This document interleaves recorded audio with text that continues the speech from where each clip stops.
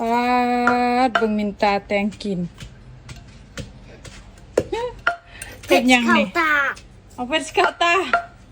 มกป่าวะทาแตงกินคือมาเทแท้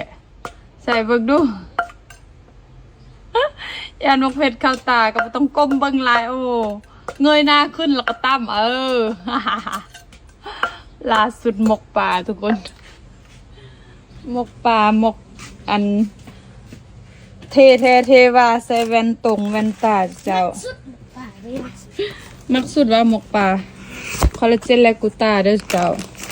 ใครที่ว่าผิวบ่สอผิวบ่ใสผิวบ่ออร่าผิวบ่สม่ำเสมอเอาคอลลาเจนและกูตาไปกินจ้ะสงกรานต์นี้เล็กเนาะให้โปร1 แถม 1เด้อตามหาคนที่ใส่แป้งแล้วบ่ติดทนอย่าลืมมาใส่โอเคแป้งมาดามก้อยตัวนี้จะเป็นแป้งที่ว่าติดทนคุมมันกันน้ำกันเหือที่สำคัญมีกันแดดในตัวพร้อมตัวนี้จะมีเบอร์01และเบอร์02 01เหมาะสำหรับคนผิวขาว02เหมาะสำหรับคนผิวแทนผิว2สีหรือคนผิวเหลืองและที่สำคัญติดทนถึง48 ชั่วโมงอย่าลืมเด้อรับตัวแทนจำหน่ายพร้อมเปิดบินเริ่มต้นหาตลับราคาโคตรถูก